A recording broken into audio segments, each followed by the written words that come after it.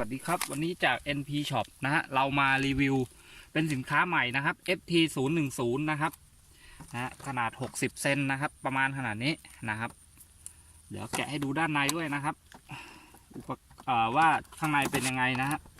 มันจะเป็นฝาครอบ2ชั้นนะครับกันน้ำอย่างดีนะครับตัวเรือนะฮะใช้มอเตอร์ขนาดใหญ่นะครับแบตเตอรี่นะครับเป็น 14.8 โวลต์นะครับ4เซลล์นะครับ 1,500 มิลลิแอมป์นะฮะแล้วก็ภายในนะครับเขาก็จะหุ้มกันน้ำทั้งหมดเรียกได้ว่ากันน้ำ 100% ถึงแม้ว่าน้ำจะเข้าไปภายในอุปกรณ์ไม่เสียหายอุปกรณ์ก็มีใบพัดสำรองให้อีก2ชิ้นนะครับแล้วก็กาวหล่อชุดน้ำมันหล่อลื่นประแจถอดใบอันนี้เป็นที่ชาร์จนะครับแล้วก็ตัวกล่องแปลงชาร์จนะฮะแล้วก็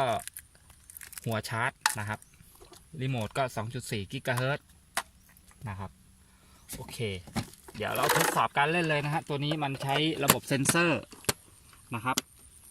ถ้าเรือไม่ลงน้ำนะครับ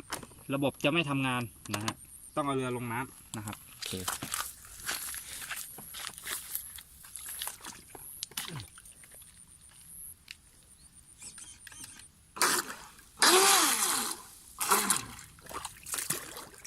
ก็ยาก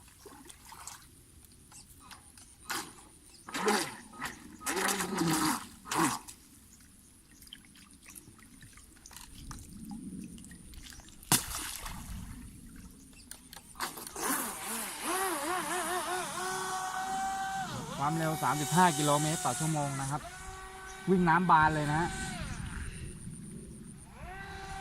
ระยะควบคุมไกลถึง300 เมตรเลยทีเดียวนะฮะ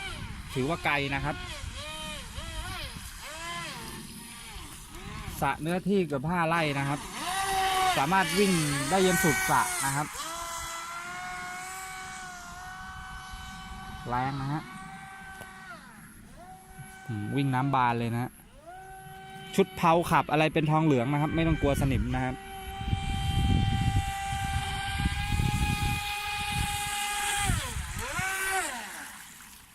น่ะ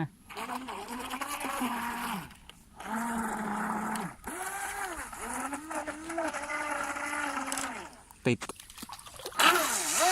เมื่อกี้ติดกอหญ้านะครับ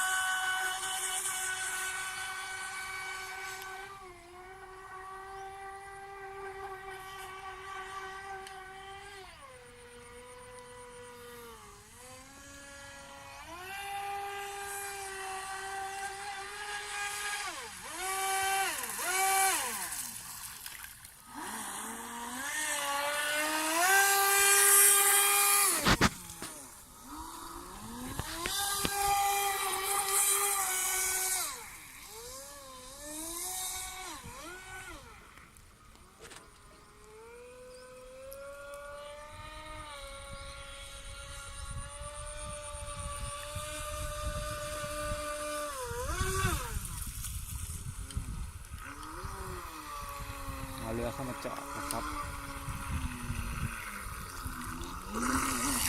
โอเคครับผมสำหรับใครที่ชื่นชอบเรือตัวนี้นะครับสามารถแอดไลน์หรือโทรมาสอบถามได้นะครับราคาไม่แพงนะครับผมก็ 3,000 หน่อยๆนะครับโอเคครับสำหรับคลิปนี้